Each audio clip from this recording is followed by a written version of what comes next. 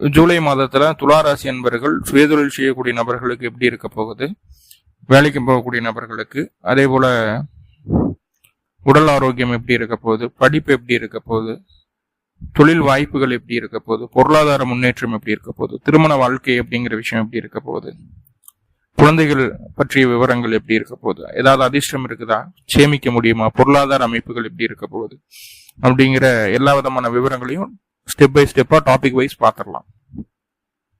முதல்ல இந்த மாத துவக்கத்துல என்ன கிரகநிலைகள் துலா ராசிக்கு இருக்கு அப்படின்னு சொல்லி பார்த்துட்டோம் அப்படின்னா, ராசிக்கு 5ஆம் இடத்துல சனி பகவான் வக்ரமா இருக்காரு, ராசிக்கு 6ஆம் இடத்துல ராகு, ராசிக்கு 7ஆம் இடத்துல சந்திரனும் செவ்வாயும் இணைவு, ராசிக்கு 8ஆம் இடத்துல குரு பகவான், ராசிக்கு 7ஆம் இடத்துல சந்திரன் செவ்வாய் சந்திரமங்கல யோகத்தோட இருக்காங்க மாத துவக்கத்துல. ராசிக்கு 8ஆம் இடத்துல அஷ்டமத்துல குரு இருக்கக்கூடிய ஒரு சூழ்நிலை, ராசிக்கு 9ஆம் இடத்துல சூரியனும் சுக்கிரனும் இணைவு, ராசிக்கு 10ஆம் இடத்துல புதன் பகவான் அமரக்கூடிய ஒரு அற்புதமான காலகட்டம். சோ இந்த கிரக நிலைகளின் அடிப்படையில தான் இந்த மாதமானது துவங்குது. இந்த மாதத்துல என்னென்ன கிரகங்கள் பயிற்சி ஆகுது அப்படின்னு சொல்லி பார்த்துட்டோம்னா, 7/7/2024 அன்னைக்கு சுக்கிர பகவான் உங்களுடைய ராசி அதிபதி அப்படின்னு சொல்லக்கூடிய சுக்கிரன் 9ஆம் இடத்துல இருந்து 10ஆம் இடத்துக்கு பயிற்சி ஆகிறாரு. 7ஆம் தேதி 10ஆம் இடத்துக்கு சுக்கிர பகவான் வந்துட்டார் அப்படின்னா இந்த மாதம் முழுக்க 10ஆம் இடத்துலதான் இருக்கக்கூடிய ஒரு சூழ்நிலை. செவ்வாயினுடைய பார்வை முதல் 12 நாட்களுக்கு 10ஆம் இடத்திற்கு இருக்கிறது குறிப்பிடத்தக்க விஷயமா பார்க்கப்படுது. அடுத்ததான் 12/7/2024 அன்னைக்கு அந்த செவ்வாய் அப்படின்னு சொல்லக்கூடிய இருக்கும் உங்க ராசிக்கு 2/7க்கு அதிபதி, குடும்பஸ்தானத்திற்கு அதிபதி, வாழ்க்கை துணையை சொல்லக்கூடிய கலத்திரஸ்தானத்திற்கு அதிபதி. அவர் வந்து ராசிக்கு 8ஆம் இடத்துல மறையிறாரு. 8ஆம் இடத்துல மறையிறது மட்டும் இல்லாம கூட குரு பகவானுடைய இணைவு.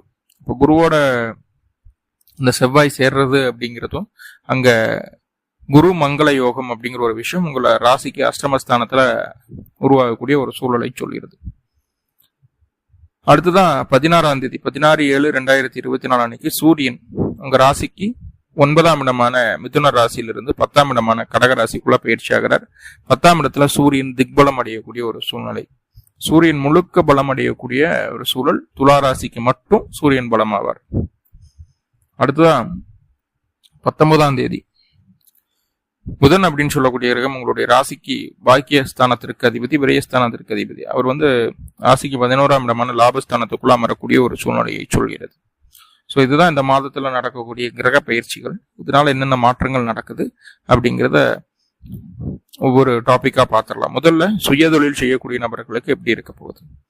சுயதொழில் அப்படின்னு சொல்லும் போதே 10ஆம் பாவம், 10ஆம் பாவத்துல யார் இருக்காங்க, அந்த அதிபதியினுடைய பலம் பலவீனத்தை பொறுத்து துலா ராசிக்கு சுயதொழில் அப்படிங்கிறது சொல்லக்கூடிய ஒரு அமைப்பாக பார்க்கப்படுது. அப்ப 10ஆம் இடம் அப்படின்னு சொல்லக்கூடிய இடத்துல சுபகிரகங்களுடைய பார்வை ஏதாவது இருக்கான்னா கண்டிப்பா கிடையாது. முதல் 12 நாட்களுக்கு செவ்வாயினுடைய பார்வை 10ஆம் இடத்துக்கு இருக்குது. புதன் அங்க முதல் 19 நாட்களுக்கு அமரக்கூடிய ஒரு சூழ்நிலை. அப்போ 9க்கு அதிபதி 10ஆம் இடத்துல இருக்கிறது அப்படிங்கிறது வந்து ஒரு நல்ல விஷயம். ஒரு தர்ம கர்மாதிபதி யோகம். தர்மஸ்தானத்திற்கு அதிபதி கர்மஸ்தானத்தில் அமர்வது தர்ம கர்மாதிபதி யோகம். ஸோ அந்த யோகம் முதல் 19 நாட்களுக்கு உங்களுக்கு உண்டு. அப்போ தொழில்ல சின்ன சின்ன அலைச்சல்கள், டென்ஷன், பிரஷர் இருந்தாலும், ஏன்னா அவரே 12 கூடியவர் புதன், அலைச்சல் டென்ஷன் பிரச்சனை இருந்தாலும் தர்ம கர்மாதிபதி யோகம் அப்படிங்கிறது என்ன செய்யணும்னா உங்களை தொழில்ல ஒரு உயரத்துல கொண்டு போய் உட்கார வைக்கும். வாடிக்கையாளர் எண்ணிக்கை அதிகரிக்க வைக்கும். கண்டிப்பா நல்ல ஃப்ளோ ஆகும். உங்களுடைய ஆளுமையை, உங்களுடைய அதிகாரத்தை மிகச்சரியாக பயன்படுத்தி தொழில்ல என்னென்ன விஷயங்களை செய்து முன்னேற்றம் அடையணுமோ அத்தனை விஷயங்களையும் செய்வீங்க. கரெக்டா 7/7/2024 அன்னைக்கு அந்த சுக்கிர பகவான் உங்களுடைய ராசி அதிபதி 10ஆம் இடத்துக்கு பயிற்சி ஆயிடுவார். நீங்களே 10ஆம் இடத்துக்கு போறீங்க அப்படிங்கும்போது தொழிலை தேடி ஓடக்கூடிய ஒரு சூழ்நிலை. நிறைய நபர்கள் சுயதொழில வந்து இன்னும் இம்ப்ரூவ்மெண்ட் பண்ணணும், இல்ல சுயதொழில ஏதாவது புதுசா ஆட் பண்ணணும், இந்த விஷயத்தையும் சேர்த்து செய்யலாம், இல்ல ஆல்ரெடி ஒரு தொழில் இருக்குது ஒன்னு கூட ஏதாவது தொழில் ஆரம்பிக்கலாம் அப்படிங்கிற எண்ணமெல்லாம் இந்த காலகட்டம் மனசுக்குள்ள வந்துடும். முழுக்க முழுக்க தொழில் சிந்தனை அதிகரிக்கக்கூடிய ஒரு சூழ்நிலை. தொழில்ல உங்களை மிஞ்சறதுக்கு யாரும் இல்லை அப்படிங்கிற மாதிரியான ஒரு ஒரு சம்பவங்களை ஈஸியா செய்திடுவீங்க. ஸோ அது ரொம்ப ரொம்ப அற்புதமான ஒரு அமைப்பு தான். உங்களுடைய சுய ஜாதகத்துல சுக்கிரனுடைய தசாபுத்தியோ அல்லது புதனுடைய தசாபுத்தியோ நடந்துட்டு இருந்ததுன்னா முதல் 19 நாட்களுக்கு சூப்பர். என்ன நடந்தாலும் வெற்றி உங்கள் பக்கம்தான். பயப்படவே வேண்டாம். தைரியமா துணிஞ்சு இறங்கலாம். கண்டிப்பா அது உங்களுக்கு நல்ல ரிசல்ட்டை கொடுத்தே தீரும். அதுல எந்த மாற்றமும் இல்லை. 10ஆம் இடத்து அதிபதி சந்திரன் அவர் எப்பவுமே வேகமா நகரக்கூடிய கிரகம். எப்பவுமே சுறுசுறுப்பா வேலையில ரொம்ப வேகமா அடுத்தன்னு தேடி தேடி தேடி தேடி செய்துட்டு இருக்கக்கூடிய பண்பு உங்ககிட்ட இருக்கும் இயல்பாவே. கூடவே இந்த 9-10 தொடர்பு 10ஆம் இடத்துல ஏற்படுறது அப்படிங்கிறது நல்ல அமைப்பு தான். சுயதொழில் செய்யக்கூடிய நபர்களுக்கு எந்த கவலையும் இல்லை. கண்டிப்பா சக்சஸ்ஃபுல்லா நல்லபடியா இருக்கும். என்ன லக்ஸுரியாவே கொண்டு போவீங்க. உங்களுடைய திட்டம் சிந்தனை அனைத்துமே வெற்றியை தரக்கூடிய ஒரு அமைப்பா இருக்கும். பாருங்க, அஷ்டமாதிபதி அப்படிங்கிற சுக்கிரன் 10ஆம் இடத்துக்கு வந்து உட்கார்றாரு. அவரே ராசிக்குடையவரும் கூட. அப்போ தொழிலை தொட்டு பிரச்சனைகள் வருமானா கண்டிப்பா வரும். அஷ்டமாதிபதி 10ல் இருக்காரு இல்லையா, கண்டிப்பா வரும். ஆனா அதெல்லாம் சமாளிச்சிடலாம். அந்த பிரச்சனை உங்களை ஒரு கட்டத்துக்கு மேல உயர்த்துமே தவிர கீழே தள்ளாது. ஸோ கவலை வேண்டாம். இப்படி ஆயிடுச்சு அப்படி ஆயிடுச்சுன்னு நினைச்சு வருத்தப்பட வேண்டாம். கண்டிப்பா அது உங்களுக்கு நல்ல ஒரு மாற்றத்தை உண்டாக்கி தரும். வேலைக்கு போகக்கூடிய நபர்களுக்கு எப்படி இருக்க போகுது அப்படின்னு சொல்லி பார்த்துட்டோம்னா, 6ஆம் இடத்துல ராகு. 6ஆம் இடத்துல ராகு இருந்ததுன்னா வேலையில ஒரு இடத்துல இருந்து இயங்க முடியாம நிறைய இடங்கள் மாறி மாறி மாறி மாறி போய் வரக்கூடிய ஒரு சூழ்நிலை சொல்கிறது. கொஞ்சம் அலைச்சல் இருக்கும், டென்ஷன், ப்ரெஷர் எல்லாம் இருக்கும் வேலையில. எதிரிகள் யாராவது அப்படின்னு இருக்கிறாங்க, நம்ம கண்ணுக்கு தெரிஞ்ச எதிரிகள் யாராவது இருக்காங்க அப்படின்னா அவங்கள சூப்பரா சமாளிச்சிடுவோம். அவங்கள ஈஸியா அவங்கள மேனேஜ் பண்ணி கொண்டு வந்துடுவோம். அதுல எந்த மாற்றுக்கிறதுக்கு இடமில்லை.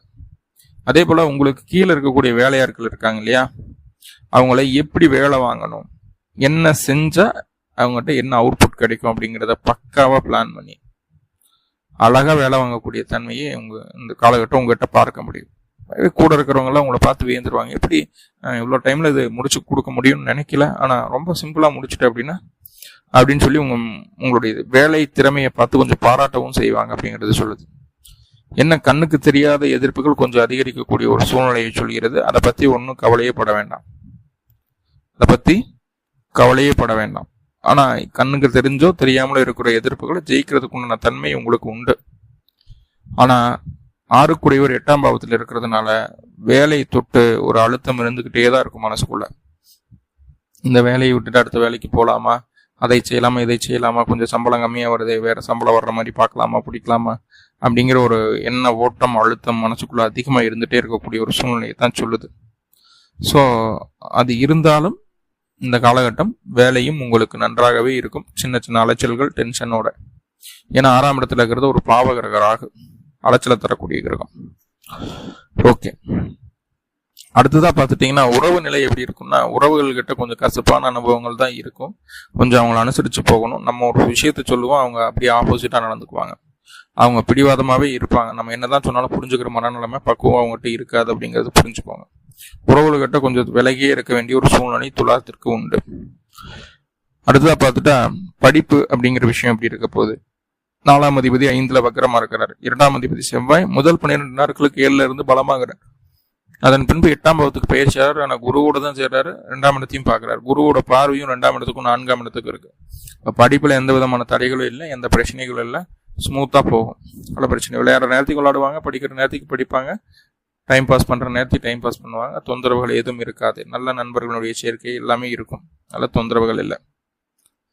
பாருங்க, உடல் ஆரோக்கியம் அப்படின்னு சொல்லும்போது எல்லாமே எனக்கு நல்லா இருக்கு அப்படிங்கிறத முதல்ல மனசுல நினைச்சிடணும். ஏன்னா 5ஆம் இடத்துல ஒரு வக்ர கிரகம் உட்கார்ந்து இருக்குது. அப்படிங்கும் போது எது இல்லையோ அதை தான் இருக்குதுன்னு நினைச்சு நம்ம குழம்பி போயிடுவோம். ஸோ அந்த குழப்பத்திற்கு காரணம் 5ஆம் இடத்துல இருக்கக்கூடிய வக்ர கிரகம். ஸோ அதில் கொஞ்சம் கவனமா இருங்க. நம்மளுக்கு ஒன்றும் இல்லை, நல்லா தான் இருக்கும் அப்படிங்கிற ஒரு மைண்ட் செட் இருந்தாலே போதுமான பகுதி நோய் உங்களை அண்டாது. ஆனா அந்த வக்ரம் பெற்ற கிரகம் பலமாதான் மூலத்திரிகோண வீட்டில தான் இருக்கிறார். தொந்தரவு இல்லை. நோய் பிரச்சனைகள் இருந்தாலும் சரியாயிடும். இனிமேலும் அது வராம பாத்துக்கிறதுக்கு உண்டான ரெமெடிஸும் இப்பவே அந்த உணவுகள்லையும் மாத்திரைகள்லையும் நீங்க எடுத்துக்குவீங்க. ஸோ அதுவும் பெரிய தொந்தரவுகளை சொல்லல. 4ஆம் இடத்துக்கு குரு பார்வை இருக்கிறதுனால, குரு என்னதான் 3-6க்கு அதிபதியா இருந்தாலும் 4ஆம் இடத்தை பாக்குறது அப்படிங்கிறது உடல் ஆரோக்கியத்தை மேன்மைப்படுத்தக்கூடிய ஒரு விஷயம் தான், குறை கூற இல்லை. பொருளாதார மேன்மை அப்படிங்கிறது 2 கூடிய 8ஆம் இடத்துக்கு போறாரு 12ஆம் தேதிக்கு மேல. கவனமா இருக்கணும்.